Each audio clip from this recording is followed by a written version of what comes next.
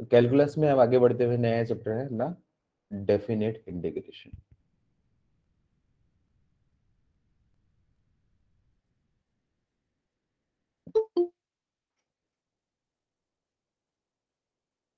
पीजीडीबी के लिए देखा जाए तो ये सबसे इम्पोर्टेंट टॉपिक में है, क्योंकि मान के चलो ऑलमोस्ट ऑलमोस्ट हर ईयर इस चैप्टर से अप्रोक्सीमेटली 2 क्वेश्चंस आए हैं ऑलमोस्ट हर ईयर में।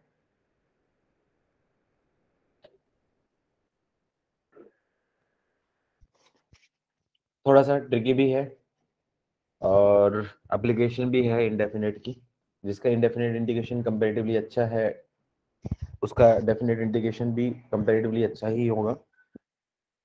कुछ चीज़ें इंडेफिनेट इंटीग्रेशन से इजी हैं, थोड़ा सा कम कैलकुलेटिव होगा, क्योंकि यहाँ पे आपके पास प्रॉपर्टीज रहेंगी। प्रॉपर्टीज की हेल्प से हम लोग काफ़ी क्वेश्चंस को इजीली भी करेंगे। लेकिन जिन क्वेश्चन में प्रॉपर्टी नहीं लगेगी उन क्वेश्चंस में आपका क्या इंडेफिनेट इंटीग्रेशन की तरह करके फिर उसके बाद लिमिट लगा के पुट करना वो थोड़ा सा लेंथी हो सकता है। इस चैप्टर में थोड़ा सा डिफिकल्ट पोर्शन वो होता है कि आपको यहाँ पे स्ट्राइक होना बहुत डिफिकल्ट होता है कि कौन सी प्रॉपर्टी लगाएं।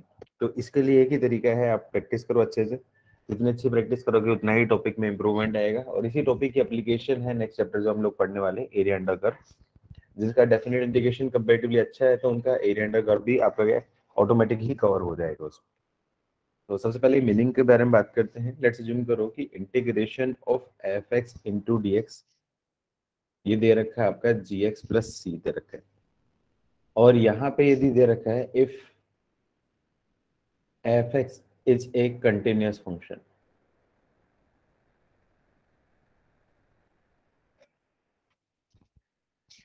इन interval x belongs to a to b, then उस केस में integration of a to b f x into d x is defined. और वो डिफाइन होता है कैसे होता है, वो integration of a to b f x into d x is defined as, इसका इंटीग्रेशन होगा, इसका इंटीग्रेशन मैं बोलूँ जी एक्स इंटीग्रेशन है और इसमें मैं लिमिट रखूंगा। अभी ये जो है ये आपकी होती है लोअर लिमिट की वैल्यू और ये वाली बी होती है ये आपकी अपर लिमिट। तो इसको मैं सिंप्लीफाई करूंगा तो इसकी वैल्यू क्या आ जाएगी, G of B minus G of B. और यही आपका होता है डेफिनेट इंटीग्रेशन। इसमें ध्यान देने की बात ये होती है कि इसमें कोई कांस्टेंट एक्स्ट्रा आर्बिट्रेरी जो कांस्टेंट है वो हमें लगाने की जरूरत नहीं होती, क्यों upper limit minus lower limit होगा तो वो दोनों से कांस्टेंट कांस्टेंट आपका क्या खत्म हो जाएगा। और वैसे भी इसका जो ज्योमेट्रिकल मीनिंग होता है वो आपका क्या एरिया को रिप्रेजेंट करता है। तो एरिया एक आपका फिक्स क्वांटिटी टाइप से ही कुछ होगा, तो उस वजह से भी आपका क्या कांस्टेंट नहीं आएगा। कैसे होता है, जैसे एक बेसिक एग्जांपल, जैसे मान लो आपने इंटीग्रेशन ऐसे दे दिया आपका पाई/2 से लेके पाई/3, इंटीग्रेशन दे दिया आपका sign x into d x.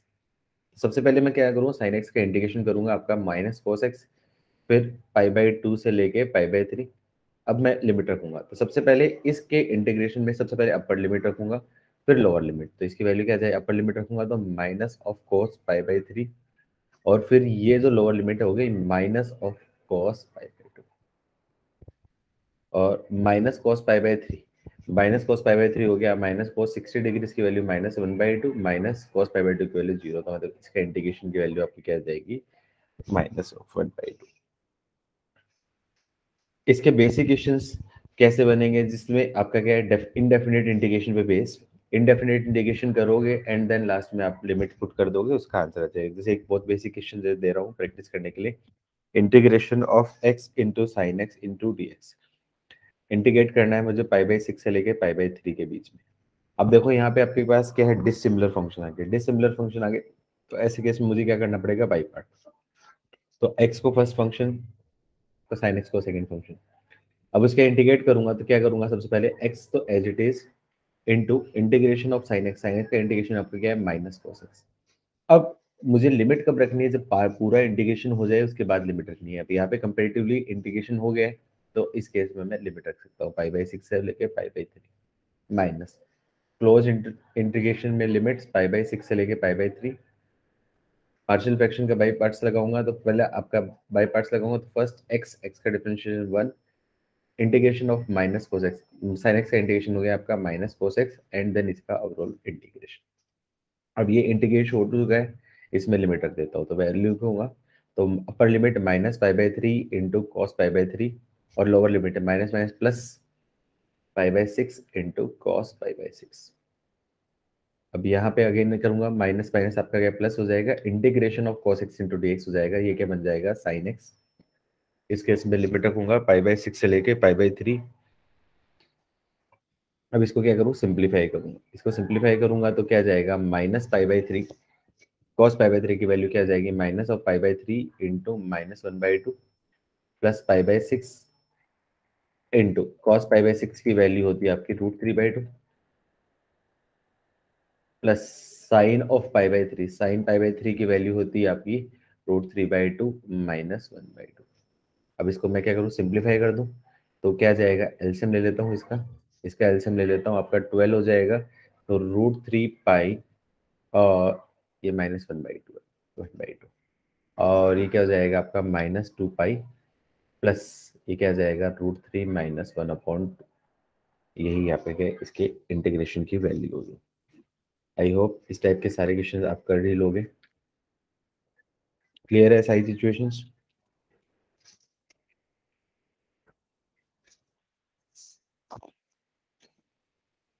तो इस टाइप के क्वेश्चन मुझे करवाने की जरूरत नहीं है, ये वो क्वेश्चन है जो डायरेक्टली बनते हैं जिसमें पहले आपका इंडेफिनिट इंटीग्रेशन होता है देन लास्ट में आप वैल्यू पुट करते हैं। तो ऐसे क्वेश्चंस आपके मॉड्यूल में भी दे रखे हैं, एक्सरसाइज में भी दे रखे हैं, प्रैक्टिस करने के लिए आप प्रैक्टिस कर लेना। मैं आगे बढ़ता हूँ। अब इसमें कुछ इंपॉर्टेंट पॉइंट्स मैं बता देता हूँ, points to remember.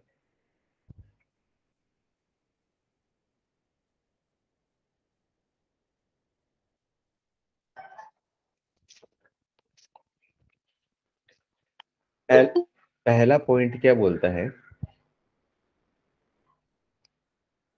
If not specified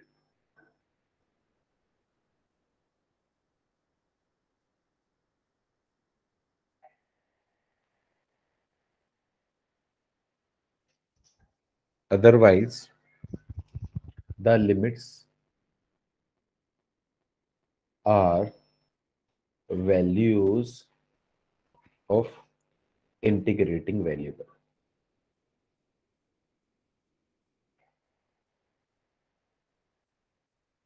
अब इस स्टेटमेंट का मतलब क्या है, अनटिल अनलेस कई बार आपका क्या स्पेसिफाई नहीं की गई, जब तक स्पेसिफाई नहीं की गई उसके अलावा बाकी हर केस में जो लिमिट्स जो होती हैं ये वैल्यू किसकी होती है, इंटीग्रेटिंग वेरिएबल की वैल्यू। मतलब इंटीग्रेटिंग वेरिएबल है उसके हिसाब से लिमिट की वैल्यू होगी। अनटिल अनलेस कहीं ऐसा क्वेश्चन में स्पेसिफाई कर दिया कि ये तो एक्स की वैल्यू है तो वो केस अलग है, और जब तक आपने स्पेसिफाई नहीं किया है हम यही कंसिडर करके चलेंगे कि ये जो वैल्यूज है वो इंटीग्रेटिंग वेरिएबल की है, भले इंटीग्रेटिंग वेरिएबल किसी भी टाइप का कैसे बताऊं।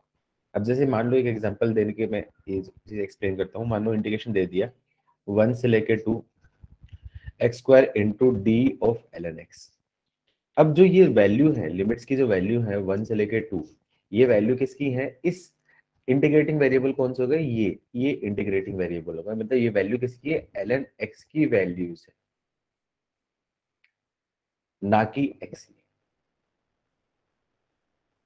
ये चीज ध्यान रखना है, कई बार क्या स्टूडेंट क्या करते हैं, ये सोच के बैठ जाते हैं कि ये जो वैल्यूज है वो x की वैल्यू है, इसका इंटीग्रेट कर दे और उसके बाद आंसर करते हैं। तो स्टूडेंट क्या गलती करते हैं, डी ln x है, इसको मैं क्या करूँ सिंप्लीफाई करूंगा 1 से लेकर 2 x² डी ln x का इंटीग्रेशन करूंगा 1/x इंटू डी हो जाएगा। अब इसके बाद इंटीग्रेट करूंगा तो आपका क्या 1 से लेकर 2 x इंटू डी, तो मतलब आंसर क्या आ जाएगा आपका x²/2। 1 से लेकर 2 वैल्यू रखूंगा तो क्या जाएगा आपका 4/2 -1/2। तो इस तरीके से सोल्व करेगा तो आंसर क्या हो जाएगा आपका, रॉन्ग हो जाएगा। ये रॉन्ग क्यों होगा, इसका रीजन यही है क्योंकि जो वैल्यूज हैं 1 और 2 ये वैल्यूज किसकी है, इंटीग्रेटिंग वेरिएबल आपका क्या है, ln x की। अब मान लो यदि ऐसे केस में फंस जाओ, ऐसा कोई सिचुएशन आ जाए कि इंटीग्रेटिंग वेरिएबल आपका कुछ अलग टाइप का है, तो ऐसे केस में क्या करना है, आपको थोड़ा बहुत मैनिपुलेट करके और जो वैल्यूज हैं वो x की टर्म्स में आपको कन्वर्ट करना पड़ेगा। तो यहाँ पे इंटीग्रेटिंग वेरिएबल क्या है आपका ln x है, तो मुझे आपका क्या है वैल्यूज कन्वर्ट करनी पड़ेगी एक्स के अकॉर्डिंग। तो मैं क्या करूँ, here we have to convert values as per x.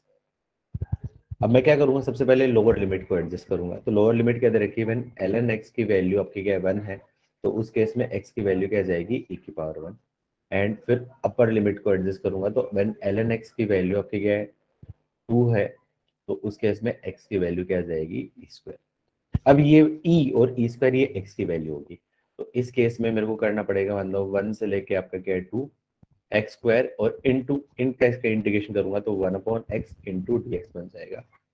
अब ये जो 1 और 2 की जगह मैं यहाँ पे क्या कर दूंगा e की पावर 1 और ई स्क्वायर। अब ये जो वैल्यूज होंगे ये किसकी वैल्यूज होंगी, x की वैल्यूज होंगी। अब इसका इंटीग्रेशन कर दूंगा, इंटीग्रेशन हो जाएगा x into d x in limit of e to e square से। और इसका इंटीग्रेशन मैं बोलूंगा एक्स स्क्वायर बाई 2, लिमिट रख दी e से लेके ई स्क्वायर। अपर लिमिट रखूंगा तो सबसे पहले क्या आ जाए e की पावर 4/4 माइनस ई बाई 2। तो e कॉमन ले लिया, e square by 2, e square by 2 common ले लिया, और क्या बचेगा ई स्क्वायर माइनस 2 अपॉन ये। इस क्वेश्चन का क्या होगा फाइनल। आई होप क्लियर हुई होगी जो मैं बात समझाना चाह रहा था इस एग्जांपल की हेल्प से। क्लियर है तो यस बोलो, आगे बढ़ते हैं फिर हम लोग।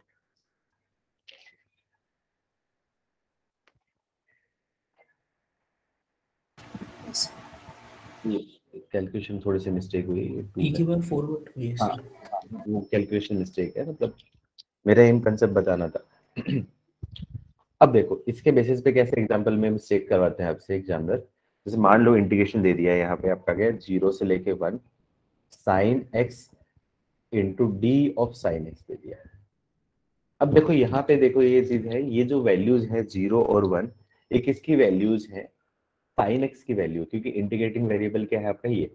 अब ये इसकी वैल्यूज है और फंक्शन भी साइन एक्स के टर्म्स में है, तो इसको मैं indirectly x into sine x की तरह ट्रीट करूंगा। तो इस क्वेश्चन को मैं जब भी सोल्व करूंगा तो मैं इसका क्या करूंगा, डायरेक्ट आंसर दूंगा। ये साइन एक्स है वो एक्स की तरह ट्रीट करता है, क्योंकि फंक्शन भी सेम इंटीग्रेटिंग वेरिएबल और वैसे भी है, तो इसका इंटीग्रेशन क्या आ जाएगा एक्स स्क्वायर बाई 2, मतलब साइन एक्स का होल स्क्वायर अपॉन 2, और वैल्यू रख दूंगा 0 से लेके 1। अब अपर लिमिट क्या करूं, साइन एक्स फंक्शन है तो इसकी वैल्यू रखूंगा तो 1/2 माइनस 0, मतलब फाइनल आंसर क्या जाएगा वो 1/2। ये आपका आंसर होगा। जबकि स्टूडेंट क्या करते हैं साइन एक्स के हिसाब से हैं। अब एग्जामिनर कई बार गेम कैसे खेलता है आपके साथ में, वो यहाँ पे स्पेसिफाई कर दे। यदि बोलेगा if it is specified that 0 and 1 are values of x not of integrating variable। यदि ऐसा कुछ दे दिया तो उस केस में मैं क्या करूंगा, सबसे पहले इंटीग्रेटिंग वेरिएबल क्या है आपका, अब यहाँ पे x होगा, क्योंकि वैल्यूज ऑफ x है तो x की जो x है तो वही आपका क्या इंटीग्रेटिंग वेरिएबल बनाना है, कि जिसकी टर्म्स में आपकी क्या लिमिट दे रखी उसी को इंटीग्रेटिंग वेरिएबल बनाना पड़ेगा। तो मैं क्या करूँगा इसको सिंप्लीफाई करूंगा, तो इंटीग्रेशन क्या बनेगा 0 से लेके 1 साइन एक्स, और डी साइन एक्स का मतलब क्या है, साइन एक्स का integration cos x into d x. अब ये इंटीग्रेटिंग वेरिएबल एक्स हो गया और ये लिमिट्स भी आपकी क्या एक्स की। इसका इंटीग्रेशन करना आपको ऑलरेडी आता है, ये 2 से मल्टीप्लाई कर दो 2 से डिवाइड कर दो तो 1/2 इंटीग्रेशन 0 to 1, और ये बन जाएगा आपका sine 2x into d x. और साइन 2x का इंटीग्रेशन क्या जाएगा 1/2 माइनस ऑफ कॉस 2x और 0 से लेके 1। अब यहाँ पे लिमिट रखूंगा मैं x की लिमिट रखूंगा ना कि cos x। तो ये वैल्यू क्या जाएगी 1/2 ऑफ माइनस ऑफ कॉस 2 और minus plus of cos 0। Cos 0 की वैल्यू 1, तो इंटीग्रेशन करूंगा तो 1 माइनस कॉस 2 अपॉन 2। लेकिन आंसर इस फॉर्म में देगा नहीं, इसको क्या करें सिंप्लीफाई करेगा। 1 माइनस कॉस 2 को बोल सकता हूँ 2 साइन स्क्वायर 1/2, 2 से 2 कैंसिल हो जाएगा, तो इसका आंसर फाइनल हो जाएगा आपका साइन स्क्वायर 1। आई होप सबको क्लियर हुआ होगा अच्छे से मैं जो कंसेप्ट बताना चाह रहा हूँ। यहाँ पे बाई 2 भी आएगा, बाई 2 भी आएगा, बाई 2 भी साइन स्क्वायर 1/2, क्योंकि साइन 2x का इंटीग्रेशन है तो साइन 2x का यहाँ पे clear.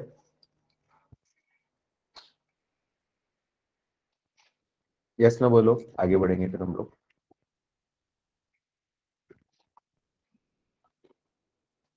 Yes.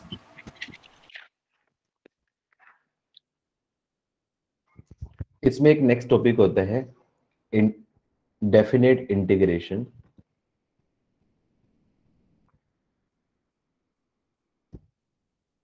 As a sum of limit.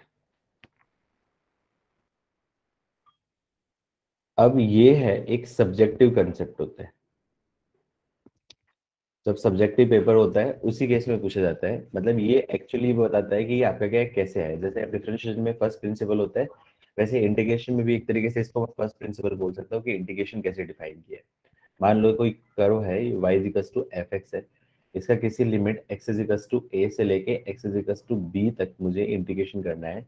तो मैं क्या करूंगा, a से लेके b के बीच में मैं n स्ट्रिप्स मानूंगा, और जिनकी लिमिट क्या है एच एच विड्थ की है, और सबका एरिया मैं ऐड कर दूंगा, तो वो क्या देगा मुझे इंटीग्रेशन देगा। तो इसको सोल्व करने की जरूरत नहीं है क्योंकि ये आपका एक सब्जेक्टिव कंसेप्ट है। एनसीईआरटी में जब 6 मार्क्स का क्वेश्चन आता था या 4 मार्क्स का क्वेश्चन आता था तो तब ये चीज पूछी जाती थी। लेकिन कंप्यूटर एग्जाम्स में सारी चीज करने की जरूरत नहीं, आप डायरेक्टली इंटीग्रेट करोगे। इसलिए ये टॉपिक मैं आपका स्किप कर रहा हूँ क्योंकि ये अपने कोई काम का टॉपिक नहीं है। स्किप। ये टॉपिक आप 12th में होते तो जरूर आपको पढ़ाना पड़ता, लेकिन अभी आप लोगों के लिए कोई काम का नहीं है, इसलिए इस टॉपिक को मैं पूरा स्किप कर रहा हूँ।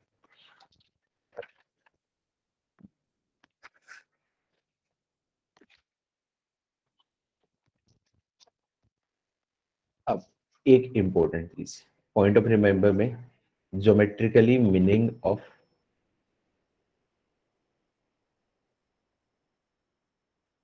Definite integration.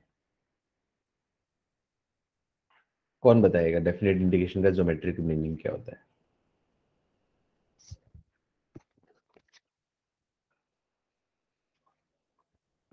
Area under the area under the curve तो नहीं होगा। लेट्स अज्यूम करो, मान लो ये कर्व दे दिया मैंने साइन एक्स का 0 से लेके पाई, 0 पाई और 2 पाई। अब मैं बता हूँ इंटीग्रेशन 0 से लेके 2 पाई, इंटीग्रेशन में बोध करूँ sign x into d x, तो क्या आएगा इसके हिसाब से? इसका इंटीग्रेशन आप करोगे तो इसका इंटीग्रेशन आपका क्या होगा, 0 होगा, जबकि एरिया क्या होगा आपका, 4 हो जाएगा। तो एरिया बाई द कर्व तो नहीं होगा। डिफरेंस होता है एरिया में और इंटीग्रल में। कौन क्लियर करेगा डिफरेंस?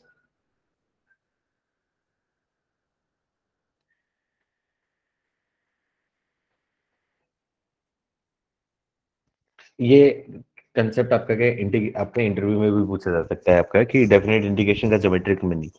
अब ज्यादातर स्टूडेंट जो आंसर देंगे वो आपका क्या देंगे, एरिया। एरिया नहीं बोलेंगे हम लोग, उसको बोलेंगे एल्जेब्रिक एरिया। एल्जेब्रिक एरिया का मतलब आपका क्या है, उसमें साइन कन्वेंशन का भी ध्यान रखना है कि कब पॉजिटिव होता है कब नेगेटिव, जबकि एरिया जो होता है हमेशा आपका क्या है, पॉजिटिव होता है। अब देखो यहाँ पे देखोगे ना, तो इसका इंटीग्रल की वैल्यू क्या आ जाएगी, +2 होगी, इसका इंटीग्रल की वैल्यू क्या आ जाएगी आपकी, -2 होगी।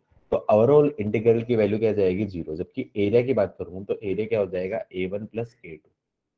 तो इसकी वैल्यू क्या आ जाएगी, 2 + 2 मतलब 4। ये एक डिफरेंस होता है। क्लियर है? डिफरेंस क्लियर हुआ इंटीग्रेशन और एरिया में? तो इसको मैं एक्सप्लेन कर देता हूं। Definite integration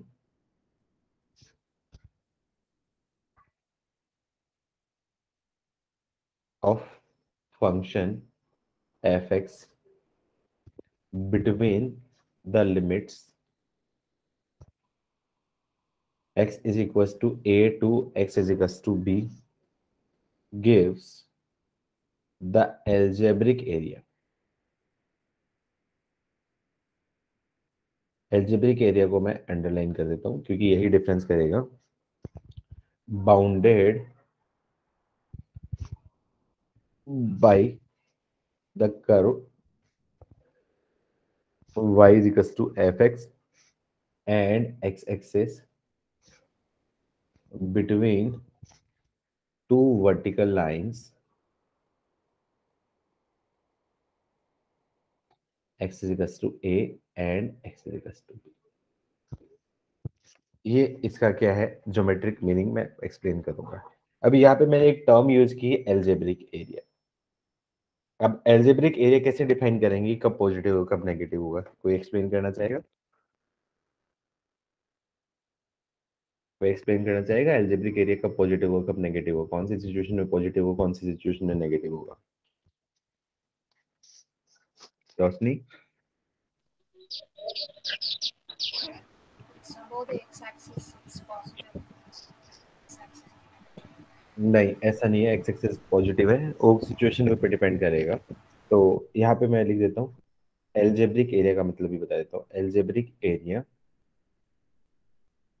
means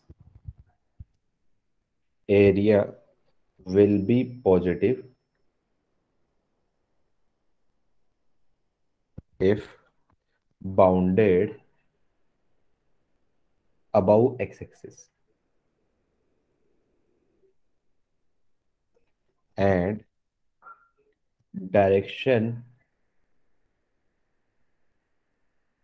of integration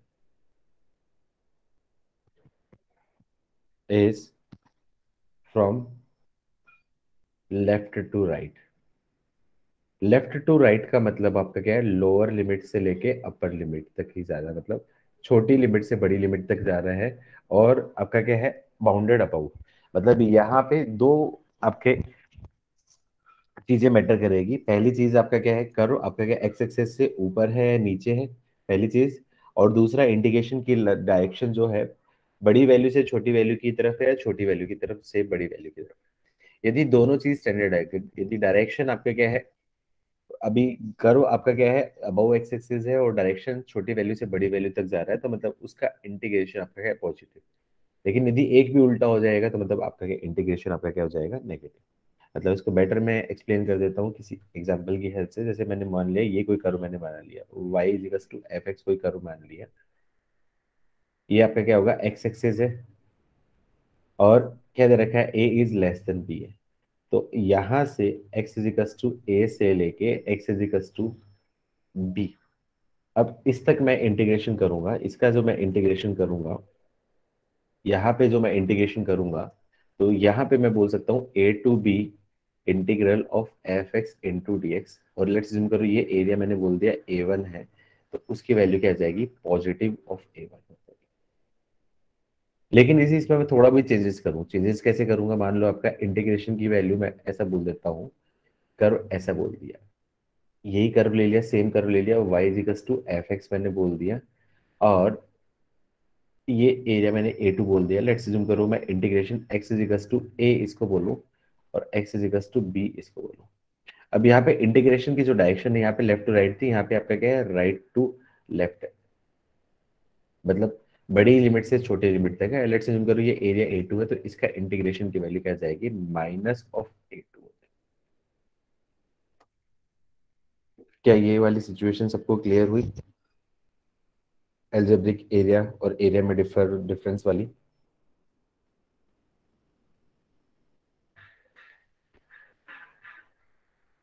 sir अगर कर्व जो है वो बिलो एक्स हाँ एक्सिस मैं है उसके और केसेस लूंगा मैं। इससे पहले ये वाली चीज तो फ्री क्लियर हुई ना। हम्म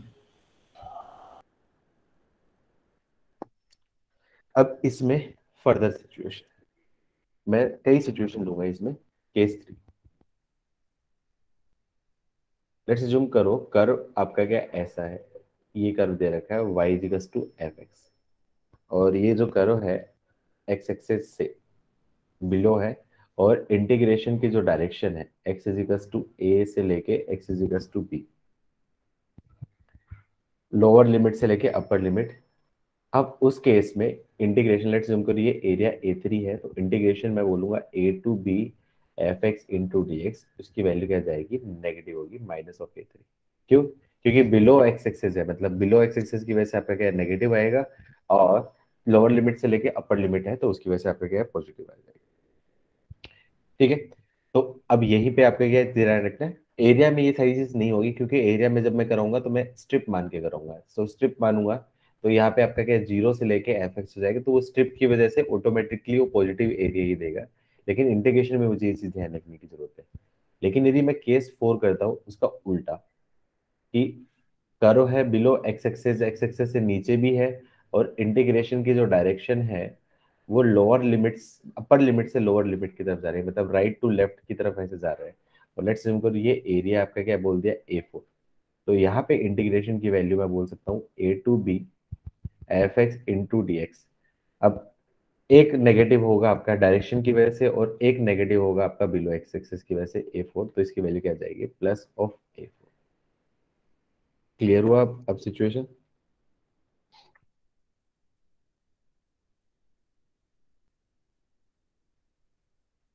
सर ये जो रिवर्स वाले कंडीशंस है, ये कौन से कंडीशन पे ऐसे मतलब हो सकते हैं? बिकॉज नॉर्मली तो हम कभी ये कंडीशन देखते देखो नहीं है। देखो मान लो इंटीग्रेशन ऐसे दे दिया आपका π/2 से लेके π/3 और sin x into d x.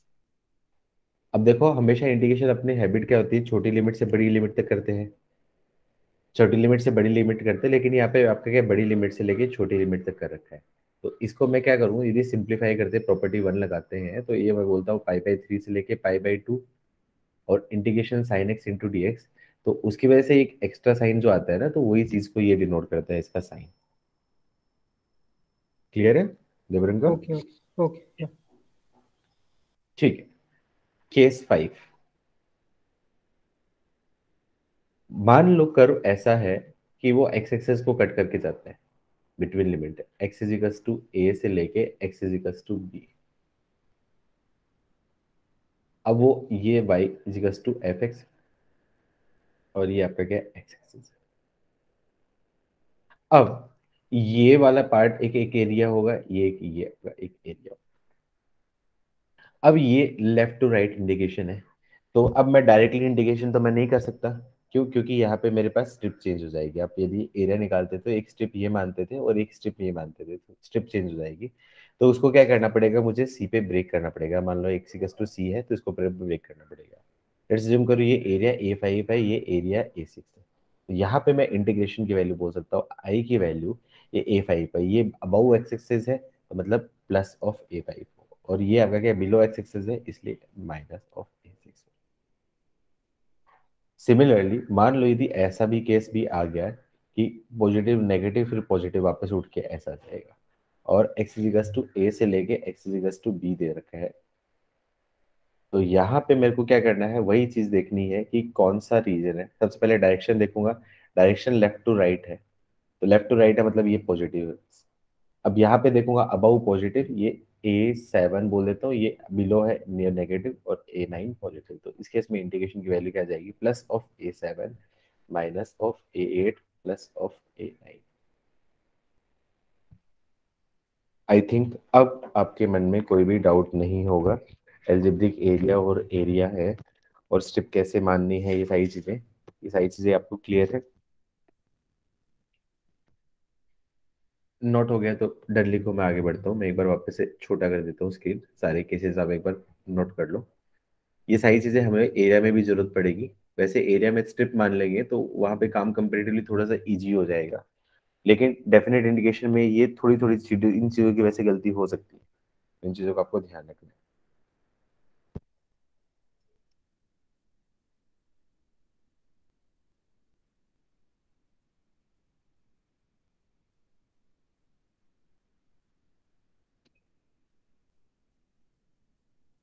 Note हुआ तो डन लिखो, आगे बढ़ेंगे हम लोग।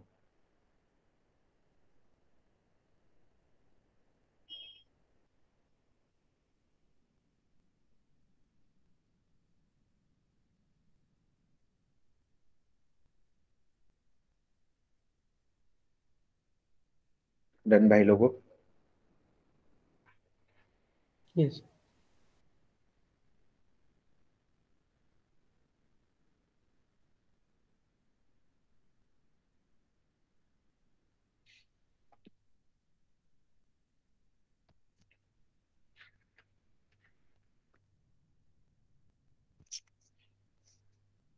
अब कुछ स्टैंडर्ड एरिया दे देता हूँ जिनकी आपकी वैल्यू याद रखनी। पहला इंटीग्रेशन 0 से लेके pi sine x into d x. तो यहाँ पे मैं बात करूंगा तो साइन एक्स का इंटीग्रेशन क्या जाएगा आपका, माइनस कॉस एक्स, 0 और पाई। लिमिट रखूंगा तो minus of cos pi upper limit और plus of cos 0। Minus of cos pi का मतलब माइनस ऑफ -1 प्लस 1, मतलब 1 प्लस 1 मतलब इनडायरेक्टली। तो इससे मैं क्या कंक्लूड कर सकता हूँ कि साइन का जीरो से लेके पाई के बीच में एक लूप है, इसका एरिया क्या होता है आपका 2 होता है। सिमिलरली कॉस में भी आपका ऐसा ही होगा, एक लूप का एरिया क्या होगा, यहाँ पे आपका क्या है 2 होगा।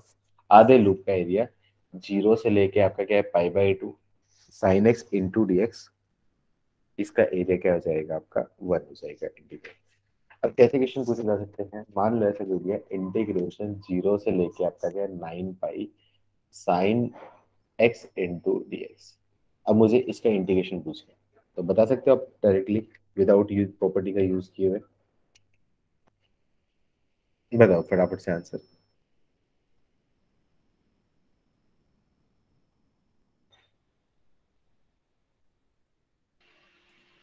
To sir answer. 2 आंसर हो जाएगा। रीजन की आपका क्या जीरो से लेके 2 पाई में कंप्लीट लूप, ये +2 ये -2, ये एडजस्ट हो जाएगा। फिर 4 पाई तक एडजस्ट, फिर 6 पाई तक एडजस्ट, फिर 8 पाई तक एडजस्ट, फिर 8 पाई से 9 पाई में ये आपका क्या लूप पॉजिटिव में जाएगा, तो इसकी वैल्यू क्या जाएगी +2 हो जाएगी। अब देखो ऐसे एक बार क्वेश्चन सीधा पूछा था, जीरो से लेके आपका क्या है 10 pi mod of sine x into d x, इसके इंटीग्रल की वैल्यू पूछी गई थी। ऐसे ये प्रॉपर्टी से बता सकते, पीरियड की हेल्प से बता सकते, लेकिन आप डायरेक्टली बताओ फटाफट से क्या आंसर होगा। ये मेंस में पूछा 20। था, 20 आंसर हो जाएगा। रीजन क्योंकि ये सारे आपके क्या है पॉजिटिव पॉजिटिव में सारे लूप आपके ऊपर है, तो सब लूप्स का एरिया पॉजिटिव रहेगा, तो इसका इंटीग्रल की वैल्यू क्या जाएगी आपकी 20। तो यहाँ पे एरिया और इंटीग्रेशन दोनों आपके क्या है सेम ही होंगे। आई होप ये सारी सिचुएशन सबको क्लियर हुई होगी।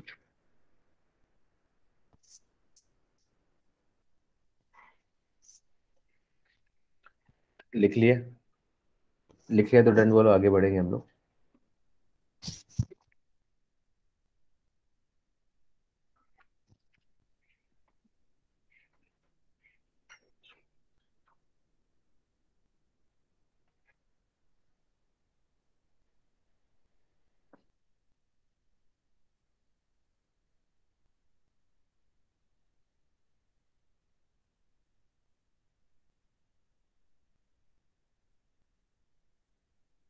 डन भाई लोगों,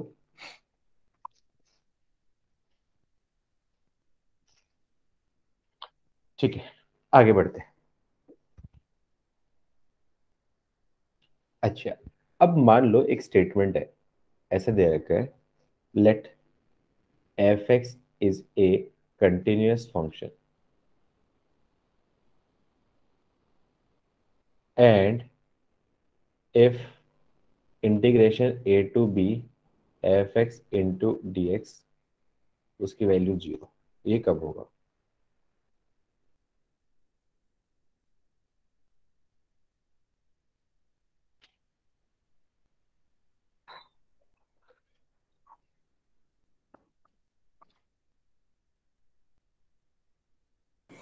इसका एवरेज 0 है।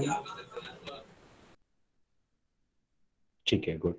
अब ये इंटीग्रेशन आपका क्या 0, अब कंटिन्यूस फंक्शन है, कंटिन्यूस फंक्शन है मतलब उसका इंटीग्रेशन क्या जाएगा आपका 0 होगा। इंटीग्रेशन का मतलब अलजेब्रिक है, इसका मतलब क्या हो सकता है, 3 सिचुएशन हो सकती है। या तो कुछ ऐसा हो जितना पार्ट पॉजिटिव में है जितना पार्ट नेगेटिव, मतलब +a ऊपर है तो आपका क्या होगा, आपका ये आपका क्या होगा -a होगा, तो a प्लस ऑफ -a तब आपका इंटीग्रेशन 0 होगा। या फिर कुछ सिचुएशन ऐसी होगी, या फिर ऐसा भी हो सकता है कि जितना पॉजिटिव जितना नेगेटिव में एक से ज्यादा, ऐसा भी हो सकता है। ये मान लो a1 है और ये a2 है, तो अब यहाँ पे आपका क्या a1 प्लस a2 ये पॉजिटिव में है और -a3 ये आपका नेगेटिव में है, और ये दोनों आपके क्या इक्वल है, तो आपके क्या करते हैं आपके क्या 0 बनाते हैं। इससे मैं क्या कंक्लूड कर सकता हूँ, ये जो ग्राफ है एक्स एक्सेस को एक जगह पे कट करेगा, एक जगह पे कट करेगा, एक से ज्यादा पे कट करेगा, और जहां पे ग्राफ एक्स एक्सेस को कट करेगा मतलब वहां पे क्या हो जाएगा आपका एक फुट हो जाएगा। तो मैं इससे कंक्लूड कर सकता हूँ इट मीन्स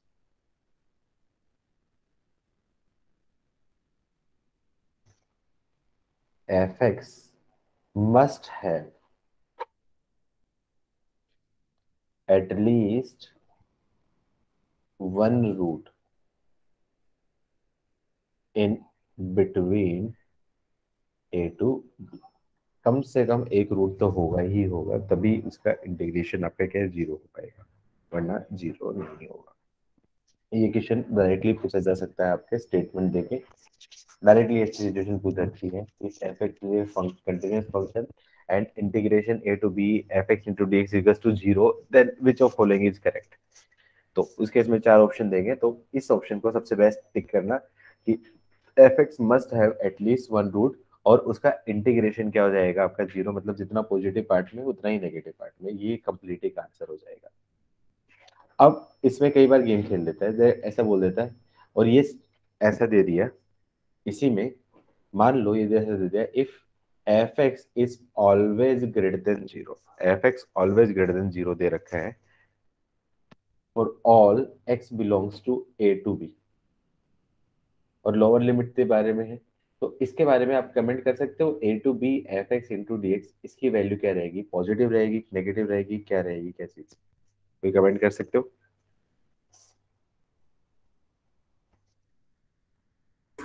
डिपेंड्स ए और बी के वैल्यूज पे।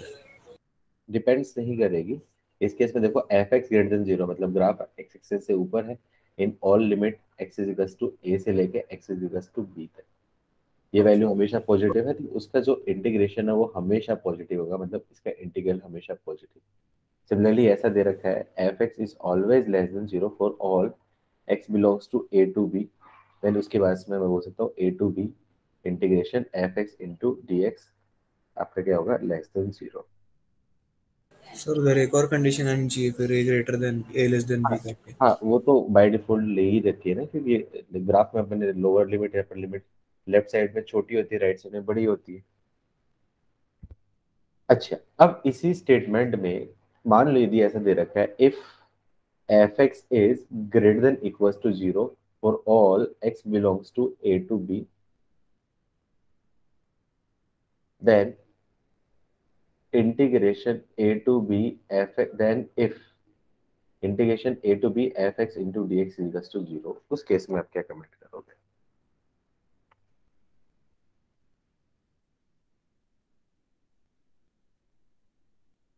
क्या कमेंट करोगे इस केस में।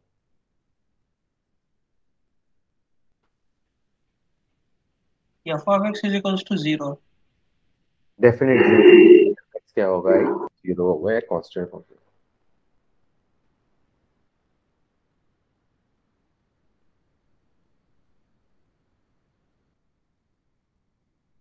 तो इस केस में मैं डेफिनेटली बोल सकता हूँ f x must be equals to zero for all x belongs to a to b.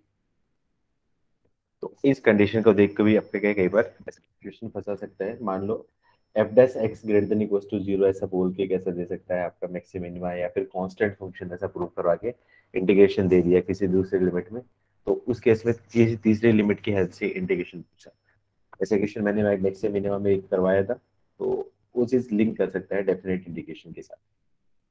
अब इन सारी जो चीजें हैं इनकी एप्लीकेशन क्या होती है,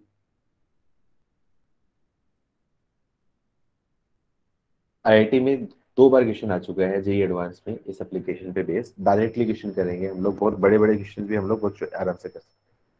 क्वेश्चन क्या है, एप्लीकेशन क्या दे रहा है कि let in a to b if, statement दे रखा है कि f x is greater than g x,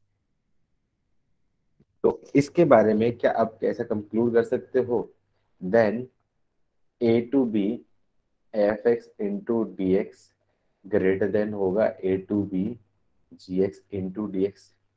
अब मेरा क्वेश्चन क्या है, क्या ये ऑलवेज होगा या फिर f x and g x दोनों पॉजिटिव होंगे तब होगा, या नेगेटिव होंगे तब होगा, कब होगा, देख के बताओ।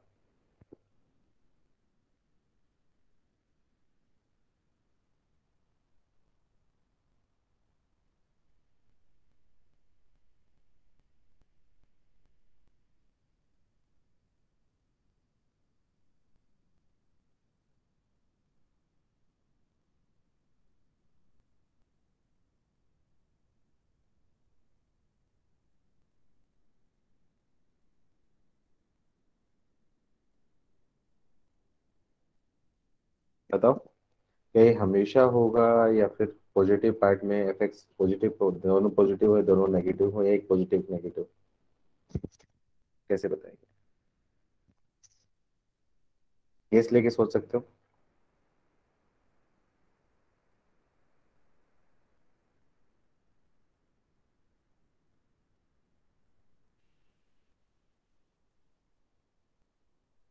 Always sir.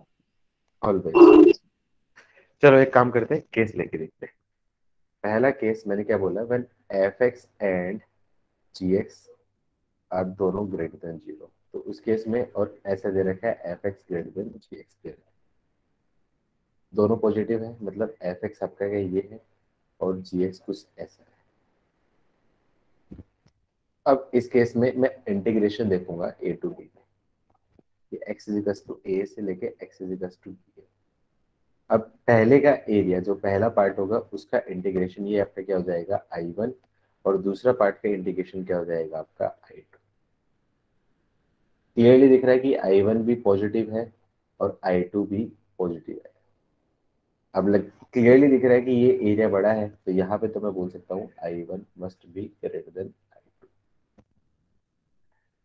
अच्छा, अब प्रॉब्लम कहाँ पे होती है, दोनों नेगेटिव में। लेट्स अज्यूम करो ये आपका क्या एक्स एक्सिस है। अब यहाँ पे मैं ऐसे बोलूँ कि ये मान लो एफ एक्स है और ये आपका क्या है जी एक्स है। क्लियरली है f x greater than g x है, क्योंकि जो ग्रेटर देन होता है वो आपका क्या वाई एक्सिस में ऊपर होता है। अब लिमिट रखा हुआ है कि एक्स इज इक्वल्स टू ए और ये आपका क्या है एक्स इज इक्वल्स टू। तो क्या बताओ, क्या अभी भी क्लियर है, ये वाला अभी भी ट्रू है या फिर अभी फॉल्स है? लेट्स करो ये एरिया A3 है और नेक्स्ट का एरिया क्या मान लिया मैंने A4। क्या अभी भी ट्रू है, ये वैलिड है या फिर नहीं वैलिड है A4? ट्रू है सर। A4 की वैल्यू A3 से ज्यादा है, फिर भी ट्रू है बताओ। सर अलजेब्रिकली ट्रू है। वेरी एल्जेब्रिकली ट्रू है। एरिया का केस होता तो अब ये स्टेटमेंट फॉल्स हो जाता। क्यों? क्योंकि एरिया डेफिनेटली A4 का ज्यादा है, लेकिन यहाँ पे एल्जेब्रिक एरिया है, तो ये दोनों आपके क्या एरिया क्या होंगे A3 एंड A4, ये दोनों आपके क्या है नेगेटिव। लेट्स अज्यूम करो A3 आपका क्या है -3 है और A4 आपका बोल दिया -5, तो आपको पता है -3 ग्रेटर देन -5 होता है एल्जेब्रिकली, लेकिन एरिया क्या होता है आपका मैग्नीट्यूड, तो मैग्नीट्यूड ऑफ -5 ग्रेटर देन होता है, तो एरिया के केस में स्टेटमेंट फॉल्स हो जाता, लेकिन इंटीग्रेशन के हिसाब से आपका क्या ये केस सही हो जाए। तो यहाँ पे भी मैं बात करूंगा इंटीग्रेशन I1 की वैल्यू क्या आ गई ग्रेटर देन आपकी I2। इसका मतलब मैं अब ये कंक्लूड कर सकता हूँ कि ये जो रूल है ये आपका क्या हो जाएगा ऑलवेज वैलिड। इसका मतलब आंख बंद करके ये हम कर सकते हैं बिना कोई टेंशन लिए, बिना सिचुएशन लिए। अब इसकी एप्लीकेशन क्या होती है, मान लो कुछ ऐसे फंक्शन देते हैं जिसका इंटीग्रेशन बड़ा डिफिकल्ट आपसे आ रहा हो और उसमें पूछ रहे कंपैरिजन कर ले कि I1 I2 I3 तीन इंटीग्रेशन है और उनके इंटीग्रेशन की वैल्यू में क्या कैसे बड़ा हुआ कौन छोटा, वो हम डायरेक्टली आंसर दे सकते हैं।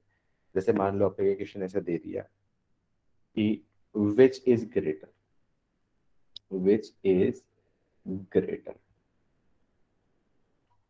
I1 ऐसा दे दिया इंटीग्रेशन 0 से लेके π/2 और sign cube x into d x, और I2 दे दिया आपका 0 से π/2 साइन की power 5x into d x. अब आपको पता है कि साइन क्यूब एक्स और साइन की पावर 5x दोनों का इंटीग्रेशन कंपेरेटिवली थोड़ा डिफिकल्ट होता है, आपको सब्स्टिट्यूट करके फिर सिंप्लीफाई करके आंसर देना पड़ता है। लेकिन मान लो मुझे यहाँ पे इंटीग्रेशन निकालना, बिना किसी इंटीग्रेशन की हेल्प से मैं I1 और I2 में कौन बड़ा है मैं कैसे बताऊँ? क्या आंसर होगा जल्दी से बताओ।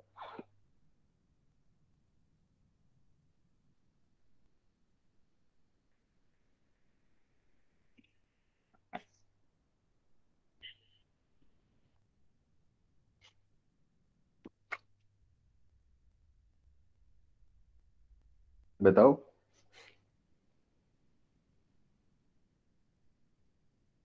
सर ऐसे तो नहीं बता सकते I1 वो 1 में वो बड़ा रहता है और फिर 1 से उसके जितने भी उसमें वो बड़ा रहता है। नहीं बता सकते हैं हम लोग। देखो आपको पता है 0 से लेके π/2 के बीच में साइन क्यूब एक्स इसकी वैल्यू रहेगी 0 से 1 के बीच में, और साइन की पावर 5x उसकी वैल्यू भी रहेगी 0 से लेके 1 के बीच में। लेकिन ये दोनों वैल्यू लेस देन है। तो आपको पता है एक rule, when x belongs to 0 से लेके 1 होगा तो x क्यूब बड़ा होता है या x की पावर 5 बड़ी होती है? कौन बड़ा होता है 0 से 1 में? कौन बड़ा होता है 0 से 1 एक्स में? क्यूब। x क्यूब बड़ा है। तो क्लियरली दिख रहा है कि आपके क्या जो लोअर पावर है अभी वो कंपेरेटिवली आपके क्या थोड़ी सी ग्रेटर देन होगी हायर पावर से। ये कब होगा? व्हेन 0 से लेके 1 होगा। तो क्लियरली मैं इस केस में बोल सकता हूँ कि साइन क्यूब x है उसकी वैल्यू साइन की पावर 5x से कंपेरेटिवली बड़ी होगी 0 से 1 में। क्यों? क्योंकि 0 से 1 में साइन क्यूब x मान लो ऐसा है, 0 पे भी सेम और 1 पे भी सेम, तो साइन की पावर 5 कुछ इस पैटर्न का निकलेगा, सेम सेम बनेगा। तो कंपेरेटिवली एरिया तो आपका क्या साइन क्यूब का ही ज्यादा हो जाएगा। तो मतलब इसका इंटीग्रेशन बोल सकता हूँ 0 से लेके π/2 के बीच में sine cube x into d x is greater than 0 से लेके π/2 साइन की power 5x into d x ऊपर वाले रूल से। यदि a to b fx is greater than gx then definite integration of a to b fx into dx must be greater than a to b dx into dx उसका definite integration. तो clearly यहाँ पे मैं बोल सकता हूँ I1 is greater than I2। Clear हुआ? Sir but वो 0 to 1 के बीच में है ना x, बट यहाँ पे π/2 तो 3.14 डिवाइड बाय 2 रहेगा, नहीं तो नहीं, 1 पॉइंट कुछ तो रहेगा वो। फंक्शन साइन है ना बाबू, यहाँ पे फंक्शन साइन है। फंक्शन साइन है, मुझे फंक्शन की वैल्यू देखना, तो ये लिमिट किसकी वैल्यू है? यहाँ पे साइन के लिए है directly। तो 0 से π/2 के बीच में, 0 से π/2 के बीच में साइन का ग्राफ तो देखना है ना मुझे, इस फंक्शन का इंटीग्रेशन करना है हाँ साइन। हाँ सर, ठीक है ठीक है ठीक है सर। ठीक है, इसी पे दूसरा क्वेश्चन, मान लो इंटीग्रेशन दे दिया आपका π/4 से लेके π/3 और दे दिया आपका 10 की पावर 5x। एक सेकेंड, क्या हो गया? 10 की power 5x into d x, और ये I1 दे दिया और I2 दे दिया आपको π/4 से लेके π/3 के बीच में 10 की power 7x into d x. अब बता सकते हो इसमें कौन बड़ा होगा? I1 बड़ा होगा या I2 बड़ा होगा?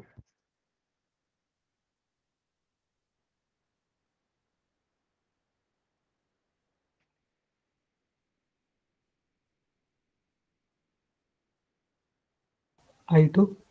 I2 sir. I2 बड़ा होगा यहाँ पे। क्यों? क्योंकि आपको पता है व्हेन x बिलोंग्स टू π/4 से लेके π/3 होता है, तो उस केस में 10x की जो वैल्यू होगी वो आपकी क्या 1 से लेके √3 होगी। अब आपको पता है when when x greater than 1 हो तो उस केस में x क्यूब और x की पावर 5 में x की पावर 5 बड़ा होगा, मतलब x की पावर हाइयर है वो आपका क्या ग्रेटर देन होगा x की पावर लोअर से। ये कंडीशन का आपको ध्यान रखना है। x 0 से 1 है उस केस में अलग बिहेव करता है, 1 से बड़ा होगा उस केस में अलग होता है। तो क्लियरली मैं बोल सकता हूँ यहाँ पे आपका क्या है 10 की पावर 5x की वैल्यू 10 की पावर 7x से आपकी क्या है छोटी होगी। तो क्लियरली इसका इंटीग्रेशन I1 में बोल सकता हूँ must be less than I2, और यही कंडीशन है और ये आपका आंसर। आई होप अब सिचुएशन क्लियर हुई है जो मैं बताना चाह रहा था। सर प्रीवियस क्वेश्चन में से cos क्यूब x dx होगा, cos तो क्यूब x तब होता, रिवर्स होगा ना? cos क्यूब x होता, integration 0 to π/2 cos cube x dx। क्यों क्या दिक्कत है? देखो ये cos क्यूब x 0 से 1 ही होगा, 0 से π/2 के बीच में, और ये देखो cos की power 5x cos cube x होगा, और cos की पावर 5x ये भी आपका क्या ऐसे ये डिक्रीजिंग फंक्शन है। डिक्रीजिंग फंक्शन दोनों ही है लेकिन ये कंपैरेटिवली इससे छोटे से, ये छोटे से डिक्रीज होता हुआ आएगा, डिक्रीज होगा लेकिन छोटे से डिक्रीज होता हुआ आएगा। आंसर सेम ही होगा इसमें भी। डिक्रीजिंग फंक्शन है तो रिवर्स हो जाएगा ना सर? नहीं डिक्रीजिंग है, रिवर्स हो कब होगा? जब इनइक्वलिटी होगी, लेकिन यहाँ पे तो इनइक्वलिटी है नहीं, यहाँ पे तो हम लोग रीजन की बात कर रहे हैं ना, रीजन की बात कर रहे हैं। हम तो इनइक्वलिटी की बात कर ही नहीं रहे, हम तो रीजन की बात कर रहे हैं। नहीं समझे अभी भी? हम तो एरिया मतलब देख at same point x area cube देख रहे हैं। आप एक ग्रेटर काम देन करो, x पावर 5 होगा ना सर? एक्स की वैल्यू कोई भी रख के देख लो, π/4 रख के देखो तो पाई/4 पे cos क्यूब x ये क्या जाएगी 1/√2 की पावर आपकी क्या जाएगी 3 और cos की पावर 5x 1/√2 की पावर 5। तो क्लियरली है cos क्यूब x बड़ा होगा cos की पावर 5x से। x की वैल्यू कुछ और रख के देख लो, मतलब आपका पाई/6 रख के देख लो या पाई/3 रख के देख लो। cos क्यूब x ये क्या जाएगा 1/2 की होल क्यूब मतलब 1/8 और cos की पावर 5x ये क्या आ जाएगा 1/2 की पावर 5 मतलब 1/32। तो यहाँ पे भी cos क्यूब x ऊपर रहेगा। दोनों डिक्रीजिंग है, दोनों डिक्रीजिंग है, ठीक है। लेकिन आपका क्या है, इस फंक्शन की जो rate of change of decrease है कंपेरेटिवली इससे थोड़ी सी ज्यादा है, तो ये तेजी से डिक्रीज होगा, ये थोड़ा सा कम डिक्रीज होगा, मतलब ये ग्राफ ऊपर होगा, ये ग्राफ आपका नीचे होगा। तो इंटीग्रेशन आपका और ज्यादा ही होगा जिसका ऊपर होगा ग्राफ। ये क्लियर मैं हुआ? डिक्रीजिंग ऐसा मैं डिक्रीजिंग फंक्शन सोच के मतलब रिवर्स हो जाएगा तो नहीं नहीं ठीक है, आप सही जा रहे थे रीजन से, लेकिन यहाँ पे अब आपका रीजन भी सही था, आपने जो सोचा वो भी सही था। लेकिन यहाँ पे हम लोग इनइक्वालिटी नहीं देख रहे हैं, हम लोग यहाँ पे रीजन देख रहे हैं, रीजन का जो एरिया है वो देख रहे हैं। तो एरिया के हिसाब से थोड़ा सा गड़बड़ हो गया। एरिया में अपन को ये देखना है ना कि कौन अबव है कौन बिलो, बस ये सोच के हम लोग का आंसर देना। क्लियर हुई सिचुएशन? Yes sir. ठीक है, ये काफी अच्छे क्वेश्चंस बनते हैं कंसेप्चुअली। एडवांस में 2 बार पूछे गए हैं जी एडवांस में, तो मतलब अच्छे ही लॉजिकल क्वेश्चन बनते हैं। और ये बहुत ज्यादा टाइम टेकिंग भी नहीं होते, पीजीडीबी में पूछ सकते हैं बिल्कुल, क्योंकि ये लॉजिकल क्वेश्चन होते हैं। और पीजीडीबी का जिस टाइप से एग्जाम है वो 2-4 क्वेश्चन हमेशा जरूर डालता है जो बहुत लॉजिकल। बाकी क्वेश्चन जरूर इजी रखता है लेकिन 2-4 लॉजिकल क्वेश्चन भी डालता है। इनकेस लॉजिकल क्वेश्चन डालना होगा तो इस टाइप के क्वेश्चन वो जरूर डाल सकते हैं।